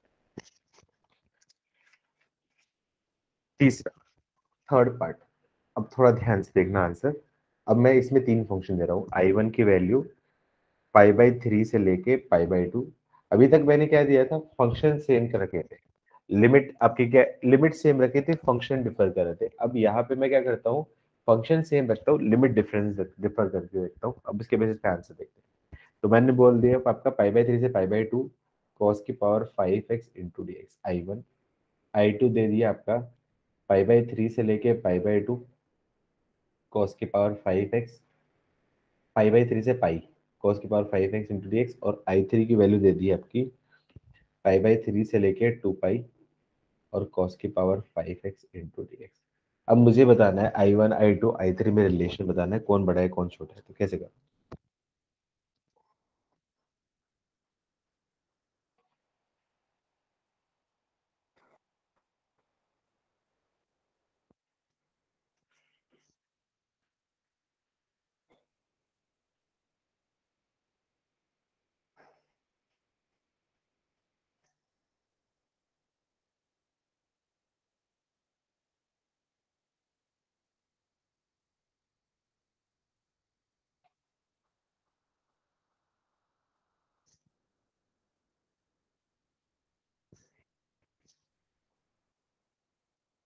जल्दी बताओ, काफी टाइम ले लिया।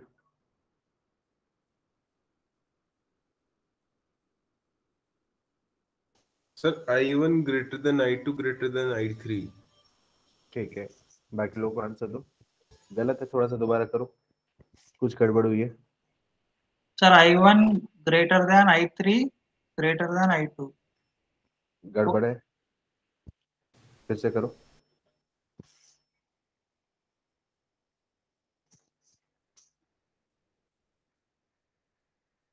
Sir I3 greater than I1 greater than I2। गलत है, लॉजिक लगाओ यार, तुक्के वक्के मत मारो थोड़ा सा।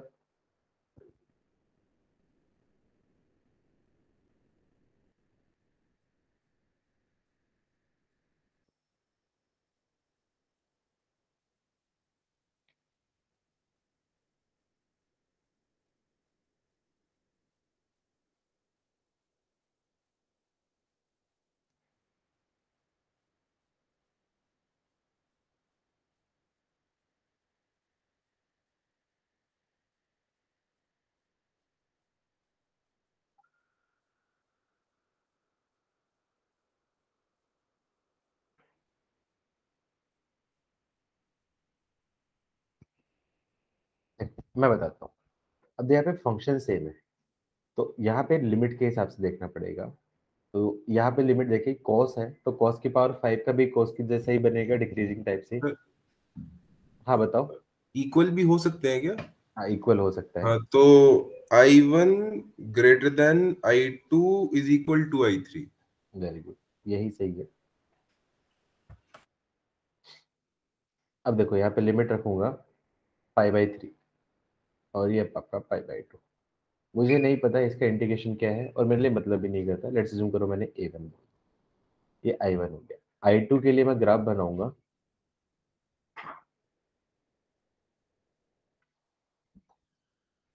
ये कुछ ऐसा होगा, π/3, π/2 और ये आपका क्या है पाई। ये सारे साइन का ग्राफ होगा।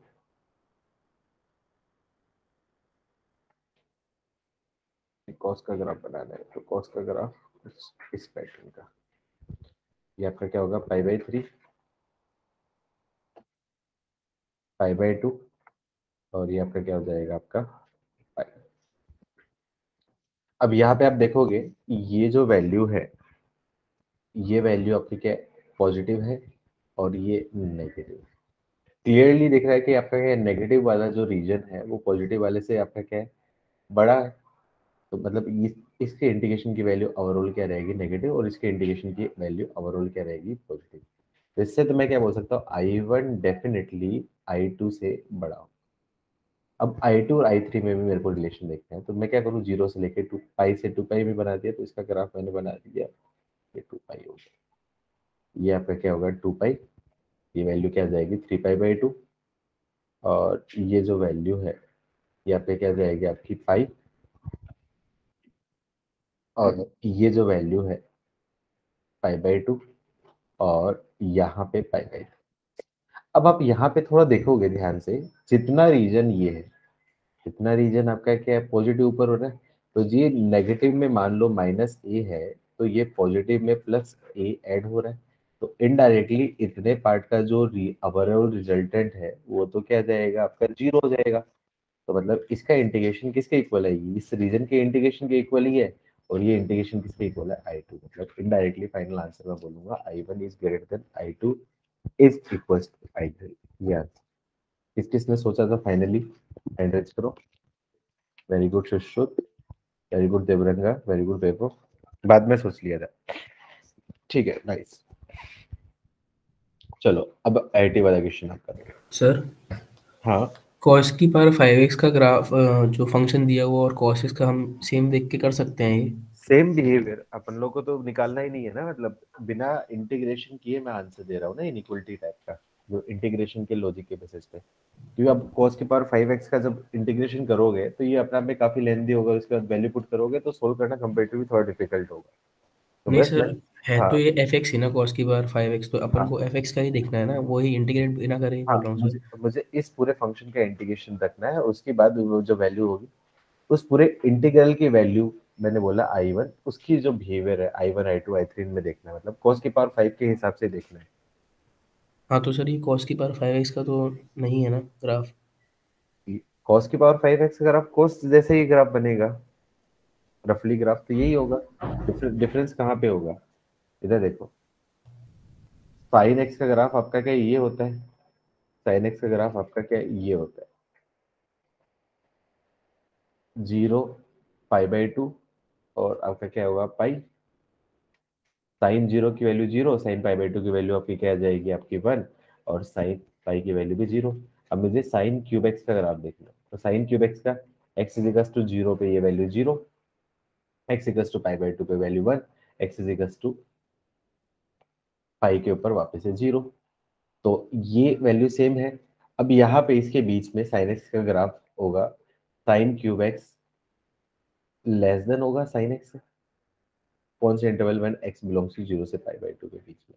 अब ये इससे लेस देन होगा, कैसे होगा, ये इंक्रीजिंग होगा डिक्रीजिंग होगा, लेकिन को भी होगा वो इससे कुछ नीचे नीचे नीचे नीचे कुछ बनेगा, बनेगा इसी पैटर्न से। सिमिलरली यहाँ पे भी इससे नीचे नीचे होगा। तो ग्राफ बन रहा है सेम बन रहा है, मतलब सेम टाइप का ही बिहेव होगा, मतलब कैसा भी होगा बिहेवियर रहेगा इसका रफली जैसा साइन का बिहेवियर होता है वैसे इसी टाइप का बिहेवियर होगा। तो मैं एक आइडिया से जो स्टैंडर्ड है साइन और कोस, उन्हीं के बिहेवियर के बेसिस में क्यूब इसकी पावर 5 उनका आंसर दे पा रहा हूँ। क्लियर हुआ आपको? हाँ सर। मतलब बहुत ज्यादा चेंजेस नहीं होगा, बहुत ज्यादा चेंजेस नहीं होगा, क्योंकि 0 से 1 है ना, तो 0 से 1 है तो बहुत ऐसा बहुत ज्यादा बड़ा डिफरेंस क्रिएट नहीं होगा। हो सकता है बिहेवियर कुछ इस पैटर्न से आ जाए, कुछ भी आ जाए, लेकिन रहेगा इसी टाइप का। और मेरे को तो सिर्फ रीजन देखना है, मान लो ये रीजन होगा तो ये पॉजिटिव रीजन है ऐसा एक ग्राफ मान लो, और इससे ऊपर का है, मतलब सेम पैटर्न का ही होगा, लेकिन मान लो ये कुछ इस पैटर्न का आएगा, लेकिन ये तो ऊपर है ना। मुझे तो सिर्फ ग्राफ का रीजन कवर करके देख के आंसर देना है। मुझे तो मतलब है ही नहीं कि उसका बिहेवियर कैसा है कैसा नहीं है साइज में। बस मुझे इतना पता है कि हाँ, उसका जो कर्व है वो कंपेरेटिवली से ऊपर से रहेगा या नीचे से रहेगा, इसके बेसिस में मैं सिर्फ इसका आंसर दे दूँ। Yes sir, yes sir. ठीक है, अब आईआईटी वाला क्वेश्चन करो जो आईआईटी में आया था। ये पूछा गया था, I1 दिया था आपका इंटीग्रेशन 1 से 2 की power x into d x. I2 दे दिया है 1 से लेके 2 की power x square into d x. I3 दे दिया है 2 से लेके 2 की power x into d x. और I4 दे दिया है 2 से लेके 2 की power x square into d x. अब रिलेशन निकालना है I1 I2 I3 I4। अब देखोगे 2 की पावर x स्क्वायर, इसका इंटीग्रेशन करना पॉसिबल नहीं है, ये अप्रोक्सीमेशन से आएगा। 2 की पावर x का इंटीग्रेशन कर सकते हैं, लेकिन 2 की पावर x स्क्वायर का इंटीग्रेशन नहीं कर सकते। तो ऐसे केस में कुछ लॉजिकली सोच के मैनिपुलेट करके हम इनका आंसर दे सकते हैं कि रीजन क्या होगा या इनइक्वलिटी क्या होगा।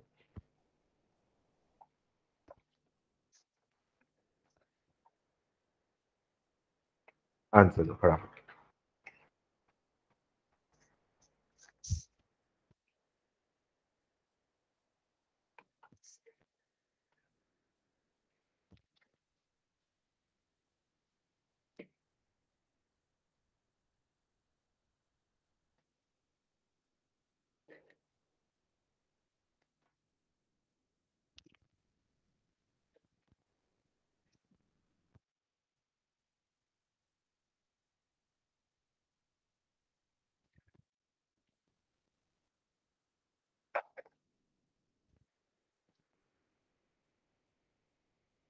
काफी टाइम ले लिया आप लोगों ने।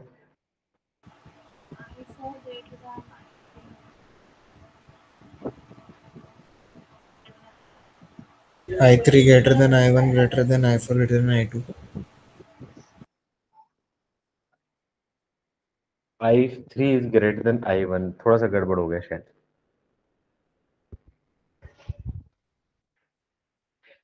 और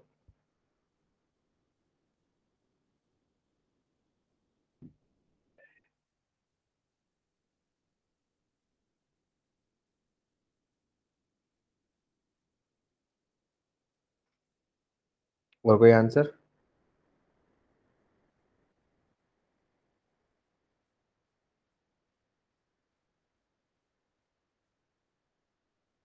I4 greater than I2 greater than I3 greater than I1. Okay, हाँ ये ठीक है, ठीक है।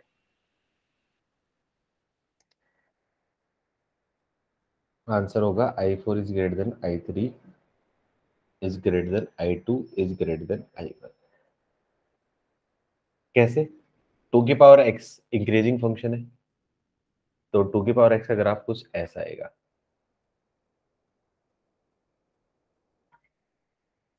अब यहाँ पे मैं बोलूं x इज इक्वल टू 1 है,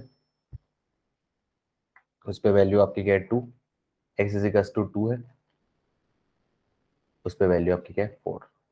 वैल्यू 1 से बड़ी है, और x इज इक्वल टू आगे 4 ऊपर हो गया 3, इस पे वैल्यू क्या आ जाएगी, इसकी वैल्यू 8। तो क्लियरली दिख रहा है कि ये जो रीजन है, ये रीजन दूसरा रीजन, एक ये रीजन है 2 से 3 में, 2 से 3 वाला ग्रेड रीजन इससे बड़ा होगा। तो I3 is greater then I1, ये चीज मैं बोल सकता हूँ। नेक्स्ट, अब 2 की पावर x स्क्वायर का ग्राफ देखना है, तो 2 की पावर x स्क्वायर का ग्राफ भी ऑलमोस्ट 2 की पावर x जैसा ही बनेगा पॉजिटिव पार्ट में, पॉजिटिव पार्ट में। अब यहाँ पे आप देखोगे व्हेन x की वैल्यू 1 से लेके 2 होगा, तो उस केस में x square greater than x होगा। तो ये वैल्यू क्या आ जाएगा, 2 की पावर 1 से लेके और 2 की पावर 2 स्क्वायर मतलब 2 की पावर 4, मतलब ये वैल्यू क्या जाएगा, ग्राफ कुछ इस पैटर्न का ग्राफ होके कुछ ऐसा जाएगा, 16 पे चला जाएगा, तो ग्राफ और ऊपर हो जाएगा। तो क्लियरली मैं बोलूंगा I2 is greater then I1। Similarly same concept से I4 is greater then I3।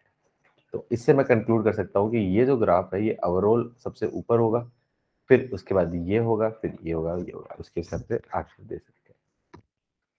आई बात समझ में?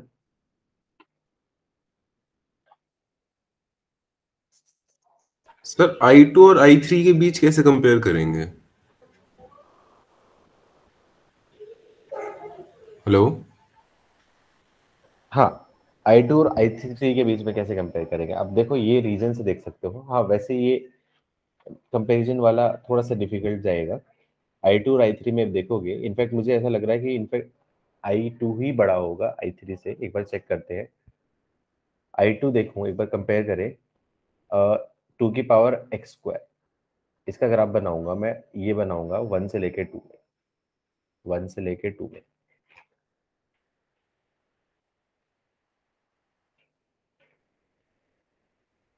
तो ये क्या जाएगा आपका, 2 से 4 के बीच में जाएगा रीजन, ये एरिया बनेगा। और I2 बनूंगा, ये I2 हो गया, और I3 हो गया। I3 हो गया आपका 2 की पावर x स्क्वायर, 2 की पावर 1 और 2 की पावर 8। ये बड़ा तो बड़ा है। आई सही तो आ रहा है, I4 is greater then I3 आ रहा है, और I3 is greater than I2 है, और ये I1 सही तो है, क्योंकि 2 की पावर x स्क्वायर 2 की पावर 8 है ना, तो इससे ऊपर जा रहा है। Clear? Sir 2x square 1 to 2 और 2x 2 to 3 सर, उसको मतलब कंपेयर कैसे कर सकते हैं? 2 से 3 में अब चेक 2x करो। Square 1 to 2 and 2x 2 to 3। 2 की पावर x, 2 की पावर 2 और 2 की पावर 3 मतलब 2 की पावर 8। तो ये आपका क्या जाए, 2 से लेके 8 तक जा रहा है, और ये जा रहा है 1 से लेके 8। अब बताओ 2 से लेके 8 और 1 से लेके 8 में कौन बड़ा होगा?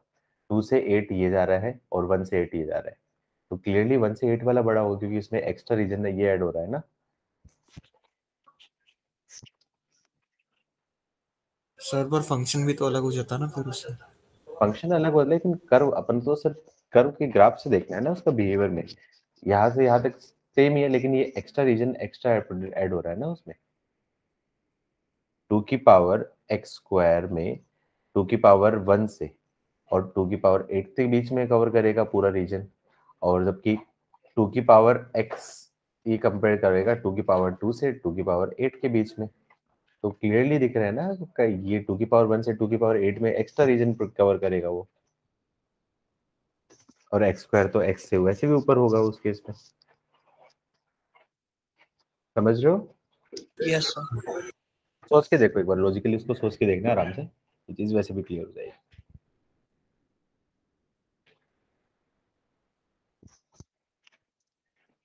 ठीक, आगे ये आपका क्या बेसिक इंटीग्रेशन हो गया है और इनइक्वालिटी होगी। दो टॉपिक हम लोगों ने कवर कर लिए। अब है integration using substitution.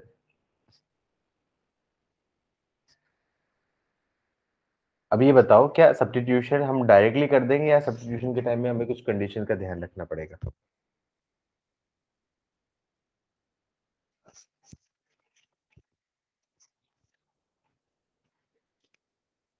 Limit change हो जाएगा। लिमिट चेंज हो जाएगी। उसके अलावा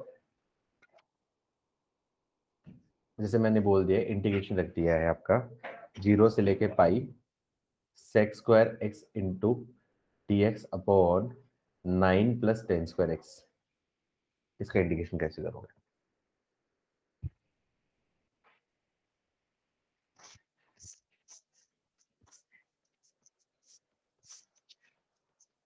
अब यहाँ पे आपने क्या किया, लिमिट 0 सर आंसर। 0 आ रहा है, तो यहाँ पे आप देखोगे कि 10x रख दिया को t, सेक स्क्वायर एक्स आपका क्या dx dt हो गया, तो dt upon 9 plus T square हो जाएगा। अब लिमिट चेंज करूंगा, न्यू लिमिट्स, तो न्यू लिमिट्स हो गया, तो t इजिकल्स टू 0 पे 10t की वैल्यू क्या जाएगी आपकी 0, तो लोअर लिमिट 0 और अपर लिमिट 0, 0 से 0 आपका ये फंक्शन है, इसका इंटीग्रेशन क्या आ जाएगा आपका 0। लेकिन इसका ग्राफ बनाऊंगा तो वो रीजन तो 0 नहीं होगा, सिमिलरली मान लो ये आपका क्या है, cos x upon 4 plus sign x into d x हो जाएगा 0 से पाई में। तो ये भी मैं देखूंगा, इसको टी रखूंगा तो ये इसका इंटीग्रेशन भी क्या आपका 0 से 0 पे आ जाएगा, तो ये भी 0 हो जाएगा, लेकिन दोनों 0 तो होंगे नहीं। इसका मतलब सिर्फ सब्स्टिट्यूशन से काम नहीं चलेगा, एक दो चीजें और देखनी पड़ेगी। क्या देखना पड़ेगा, कोई भी आइडिया? लिमिट को ब्रेक करना पड़ेगा, ऐसे 0 से लेके π/2 तक के वाला। इस कौन से में, पहले में या दूसरे में? पहले वाले में वो इन्फिनिटी जा रहा था ना ऊपर में। हाँ, लेकिन इन्फिनिटी पे तो वहाँ पे 10 डिफाइन ही नहीं है, π/2 पे तो डिफाइन ही नहीं है, फिर कैसे करोगे?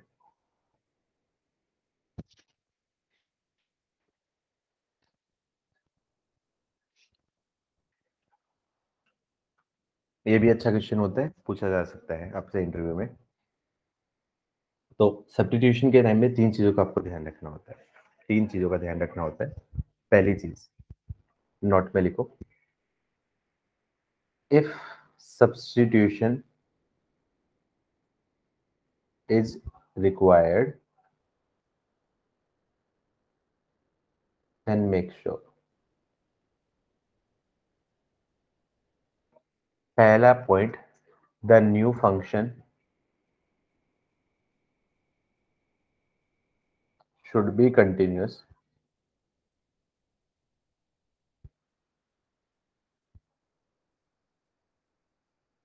between the limits।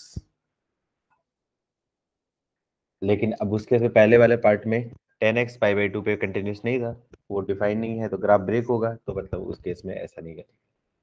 दूसरी कंडीशन क्या होती है, देयर शुड बी 1-1 रिलेशन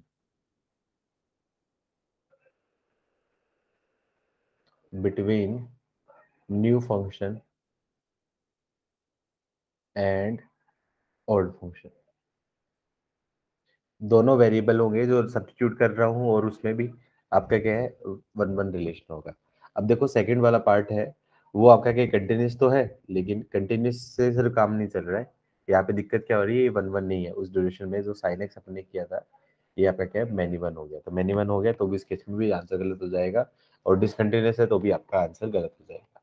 तो पहली दोनों चीज देखनी, पहली चीज new variable should be continuous in limit, और दूसरी condition there should be 1-1 relation between new variable और ओल्ड वेरिएबल। और थर्ड कंडीशन क्या होती है, the limits should be change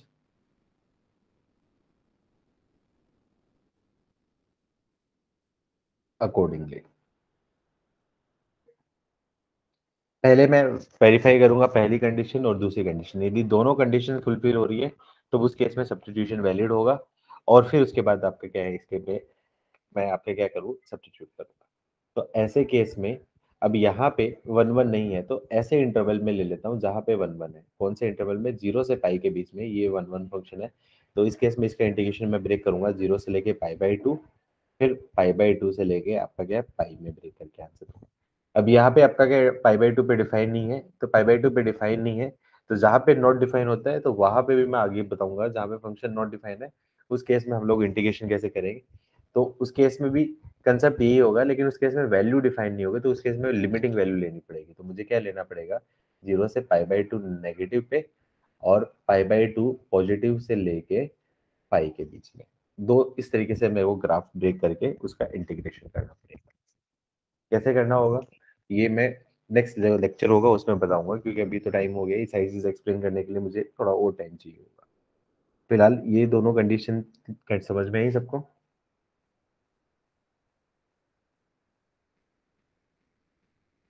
condition clear हुई? यस सर cos x पे 4 sin x को π/2 में क्यों ब्रेक किया सर?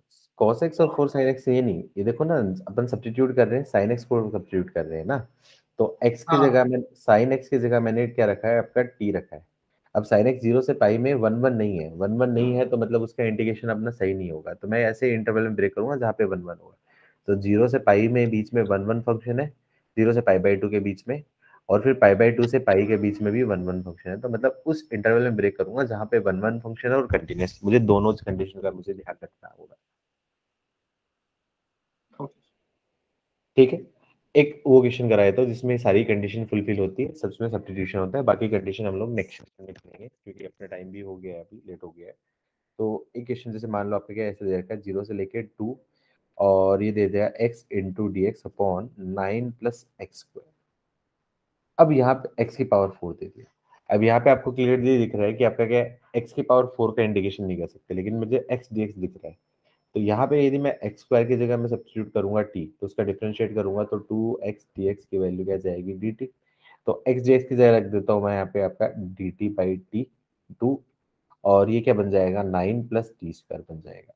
अब सबसे पहले चेक करूँ यहाँ पे 0 से लेके 2 में आपका t equal to x square का graph y equal to x square जैसा ग्राफ बनेगा, तो y इक्वल टू एक्स का ग्राफ होगा। ये क्लियरली दिख रहा है, ये आपका क्या 1 1 फंक्शन है और कंटिन्यूअस फंक्शन है। 1 1 फंक्शन भी है और कंटिन्यूअस भी है, दोनों कंडीशन सेटिस्फाई कर रहा है, मतलब अपना यहाँ पे सब्स्टिट्यूशन बिल्कुल वैलिड है। सब्स्टिट्यूशन वैलिड है। अब उसके बाद मैं नई स्टेप पे करूंगा, न्यू लिमिट्स चेंज करूंगा। तो मैं क्या करूंगा, न्यू लिमिट्स। सबसे पहले मैं बात करूँ x इज टू 0 पे, तो x इज टू 0 पे t की वैल्यू क्या आपकी 0, और x इज टू 2 पे t की वैल्यू क्या जाएगी आपके पास 4 हो जाएगी।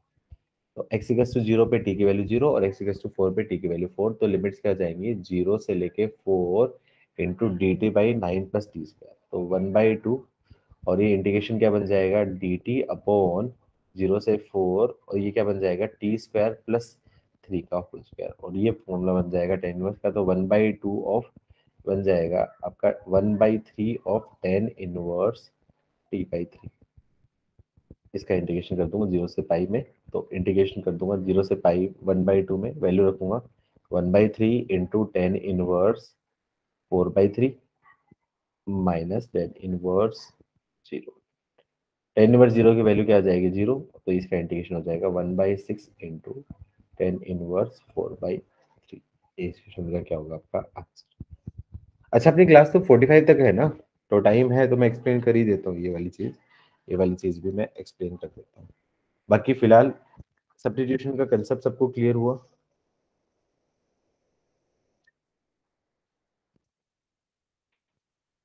सब्स्टिट्यूशन का कंसेप्ट क्लियर हुआ सबको? Yes yes sir. ठीक है, अभी टाइम है तो मैं ये दोनों चीजें भी एक्सप्लेन कर देता हूँ। उसके लिए मुझे 1-2 पॉइंट्स और जरूरत पड़ेगी, तो नेक्स्ट नोट में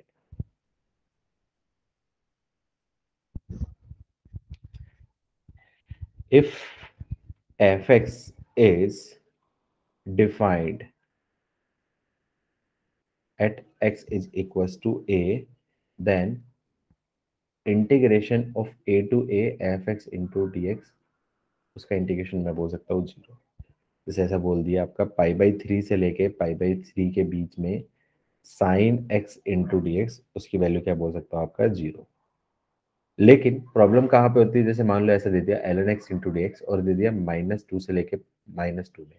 अब लिमिट सेम दिख रही है तो बहुत से बच्चे क्या करेंगे, आंसर क्या कर देंगे 0, लेकिन ये 0 आंसर नहीं होगा। क्यों? क्योंकि ln x x is equal to 2 पे आपका क्या होगा, यहाँ पे नॉट डिफाइंड है।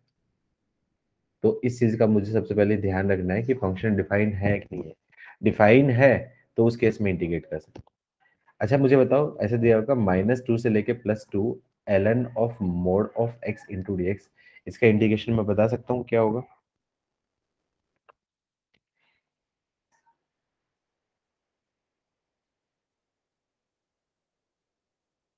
जहाँ डिफाइंड है वहाँ ब्रेक कर देंगे।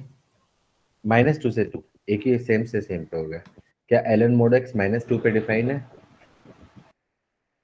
मोड x की वैल्यू हमेशा पॉजिटिव, तो ln को हमेशा पॉजिटिव इनपुट मिलेगा, मतलब डिफाइंड है। तो इसका इंटीग्रेशन क्या कर दूंगा आपका Yes, 0। sir. ठीक, एक पहला ये कंसेप्ट था। दूसरा कंसेप्ट, सर वो -2 से -2 ही है सर, या -2 से -2 से -2 ही है ना? ओ, वही -2 से 2 रहते तो -2 to 0 -2 से 0 पे 2 है, ब्रेक करना अब पड़ेगा इस ना केस में इसका ग्राफ देखना पड़ेगा। ये ग्राफ -2 से +2 में सिमेट्री होगी, तो जितना रीजन ये होगा उतना रीजन ये हो गया। तो आई ये है तो आई ये हो गया, तो इस केस में इंटीग्रेशन क्या जाएगा 2i। प्रॉपर्टीज, इंटीग्रेशन के हम प्रॉपर्टीज देखेंगे। सिमेट्रिक फंक्शन है, इवन फंक्शन है ना, ln mod of x even function, A1 function का integration 2 times minus a to a f x into d x, limit देखी थी, याद करो, ये कब होता है, -2 से लेकर 2। लिंक कर पा रहे हो ना चीजें? हाँ सर। यस ठीक है, देखो डेफिनेट इंटीग्रेशन थोड़ा सा लॉजिकल चैप्टर है, इसमें हम डिटेल में जाना चाहे, डीप में जाना चाहे तो हम कितना भी डीप में जा सकते हैं। तो इस चैप्टर को पढ़ते हुए मजा भी आता है, पढ़ाते हुए भी मजा आता है। ये टॉपिक जब डिस्कशन में पार्टिसिपेट कर रहे हैं स्टूडेंट, उस केस में बड़ा मजा आएगा इस टॉपिक पे पढ़ाने में भी। अब नॉट डिफाइन वाली पार्ट है, ये एक इम्पोर्टेंट चीज मैं बोलता हूँ for not defined function.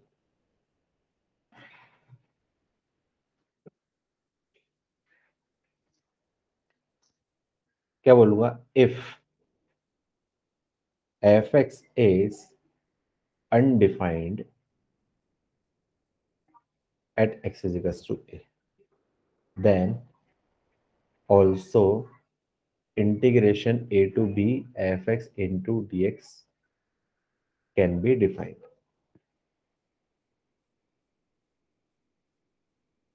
But in this case we are supposed to find limiting value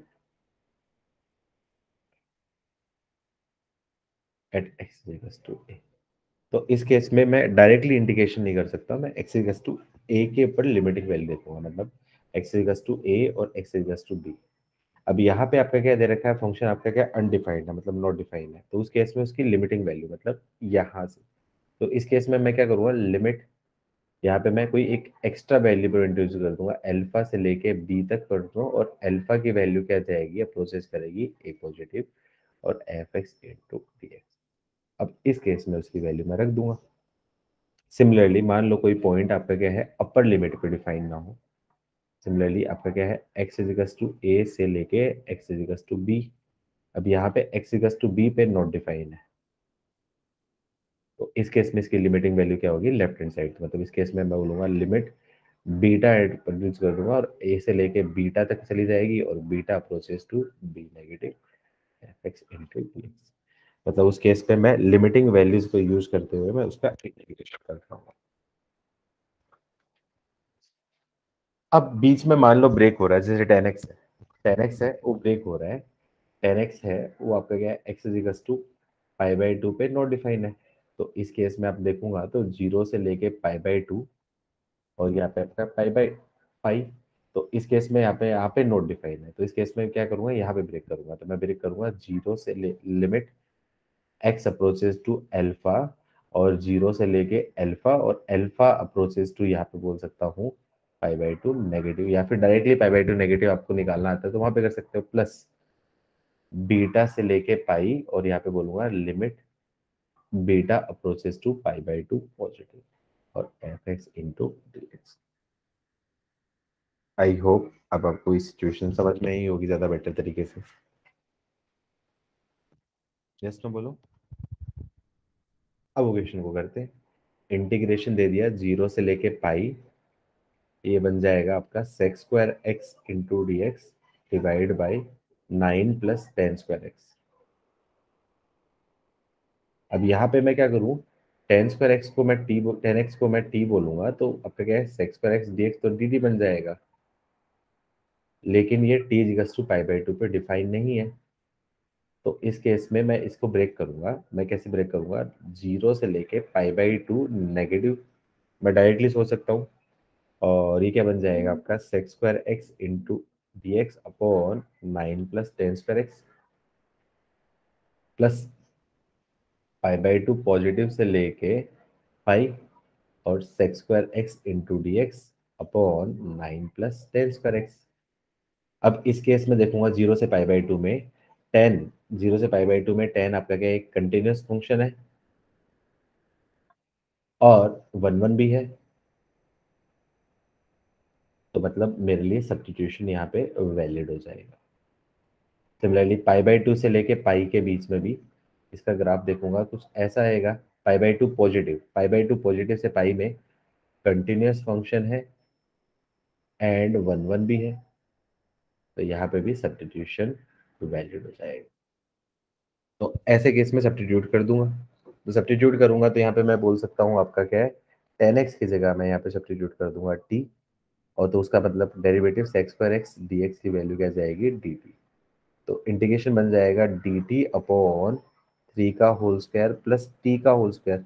लेकिन प्रॉब्लम कब आती है, लिमिट निकालते नहीं। एक मिनट मेरे को एक्सप्लेन करते हैं। तो मैं बोल रहा हूँ न्यू लिमिट्स मैं जब बात करूँ, सबसे पहले x इजिकल्स टू 0 पे वो तो क्या जाएगा आपका t इजिकल्स टू 10 0, उसकी वैल्यू तो क्या जाएगी 0। और x equals to pi by 2 negative पे, x इजिकल्स टू जब पाई बाई 2 नेगेटिव होगी तो इसकी वैल्यू t इजिकल्स टू मैं बोल सकता हूँ 10 पाई by 2 negative. 10 pi by 2 negative value होती है प्लस इन्फिनिटी, तो उस केस में इंटीग्रेशन बन जाएगा 0 से लेके इन्फिनिटी प्लस, यहाँ पे मैं क्या करूँ, इसको 10x की जगह मैं क्या कर देता हूँ आपका v plus x square x dv, तो dv अपॉन 3 का होल स्क्वायर प्लस v का होल स्क्वायर।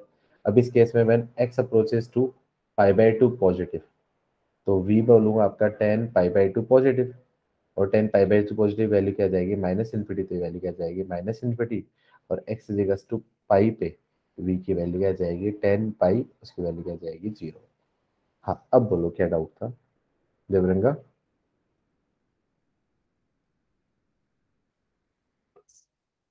नहीं क्लियर सर, हो? मैं कह रहा था ये डायरेक्ट जीरो नहीं बोल सकते क्या इसको, ग्राफ से देखकर? जीरो कैसे बोलेंगे, जीरो तो नहीं बोल सकते ना, ग्राफ क्योंकि देख नहीं ऐसा कोई जरूरी नहीं है, हो सकता है बाद में जीरो आए, हो सकता है जीरो ना आए, पर डायरेक्टली नहीं बोल सकते प्लस ए माइनस ए से नहीं बोल क्योंकि सकते? 10 नहीं है ना ये आपका क्या फंक्शन, 9 प्लस 10 स्क्वायर एक्स और सेक्स स्क्वायर एक्स है, तो ये फंक्शन अलग है ना। 10 अकेला होता तो मैं जीरो बोल देता क्योंकि 10 सिमेट्री है, लेकिन आपको थोड़ी पता है कि sex square x upon 9 plus 10 square x ये पूरा फंक्शन ये है। अब इस केस में 10 फंक्शन नहीं, इस केस अच्छा में अच्छा, फंक्शन आपके हाँ पास ठीक है ये है, सर। तो इसका बिहेवियर आपको नहीं पता। हाँ सर ठीक।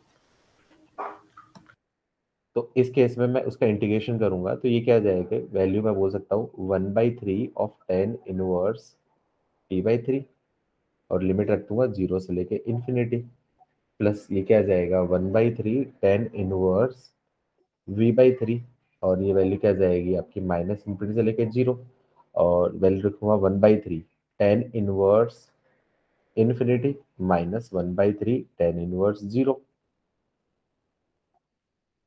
Plus 1/3 10 inverse 0 minus 1/3 10 inverse of minus infinity.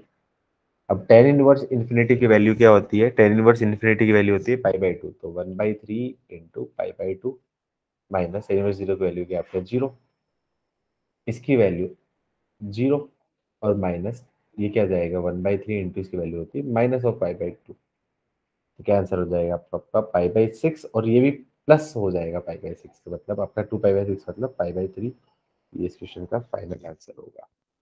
Directly zero इसलिए नहीं किया क्योंकि आपको नहीं पता कि बिहेवियर कैसा है। यहाँ पे आपका क्या देखो माइनस माइनस में आपका क्या है वो सेम आ गया, सेम आ गया ना, तो दोनों ऐड हो गए, तो आपका आंसर तो गलत हो जाएगा।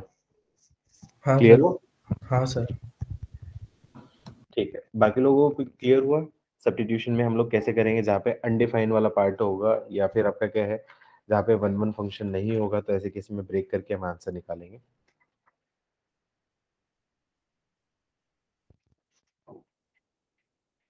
अरे हाँ ना तो बोलो भाई। सर इसमें एक डाउट था कि जैसे ये तो ठीक है, हम्म बट जो इवन ऑड फंक्शन के कॉन्सेप्ट अगर यहाँ पे लगाने को देखे तो इवन ओड तो वो तब लगाएंगे जब माइनस ए टू ए होगा, minus a to a limit थी नहीं, तो इवन ओड फंक्शन लगाने की जरूरत नहीं होगी। नहीं, but minus infinity to zero and zero to infinity है ना। माइनस इन्फिनिटी से जीरो और जीरो टू इन्फिनिटी है, तो वो आपको थोड़ी पता है कि अंदर वाला फंक्शन इवन है ओड है। आप वहां पे भी करोगे तो वो सब्स्टिट्यूट करने के बाद आ रहा है ना, माइनस इन्फिनिटी से लेके इन्फिनिटी बन रहा है, तो उसका इंटीग्रल आप देख रहे हो ना, तो माइनस इन्फिनिटी से जीरो है तो उसका इंटीग्रल आपका हो सकता है नेगेटिव हो रहा हो, नेगेटिव हो रहा हो पॉजिटिव हो रहा हो, डायरेक्टली तो नहीं बता सकते ना उस केस में।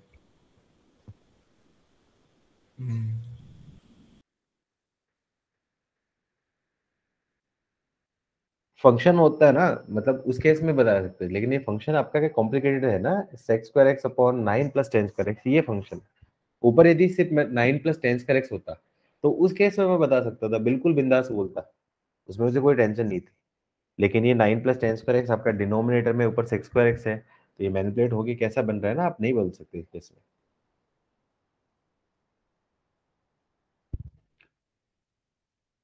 चलो एक क्वेश्चन और कर लो फटाफट से, फिर इसको हम लोग नेक्स्ट टाइम कंटिन्यू करेंगे। इंटीग्रेशन π/2 से लेके पाई e⁻10x into sec² x into dx, इसका ये होमवर्क में हो जाएगा। ठीक है, इसको होमवर्क में कर लेना।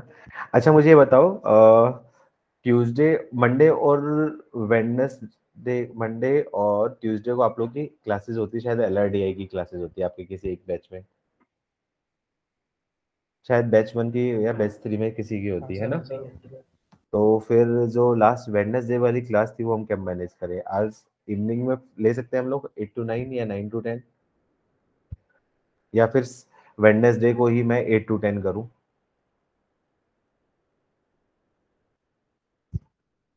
ज्यादा हेक्टिक तो नहीं होगा? मंडे को वेडनेसडे, मॉर्निंग में कर सकते हैं सर। नहीं मंडे को मॉर्निंग में नहीं हो सकती क्योंकि मेरी क्लासेस रहती है। चलो ठीक है, मैं एक बार ग्रुप पे डिस्कस कर लेता हूँ, जैसे स्टूडेंट बोलेंगे वैसे ही उसके साथ हम लोग कर लेंगे। चलो आज के लिए इतना ही, मिलते हैं हम लोग नेक्स्ट टाइम, कंटिन्यू करते हैं। Okay bye bye. अच्छा आप एक काम करना, एक ग्रुप पे कोई भी एक मैसेज कर देना कि आज का जो लेक्चर था, जिन जो अटेंड नहीं किया तो वो एक बार सेशन वीडियो लेक्चर देख के उसके बाद नेक्स्ट सेशन में आएंगे तो ज़्यादा बेटर रहेगा। वरना ये आज जो काफ़ी चीज़ें कंसेप्ट हम लोगों ने पढ़ाए हैं वो चीज़ें शायद हो सकता है उनको उतने वो नहीं आए।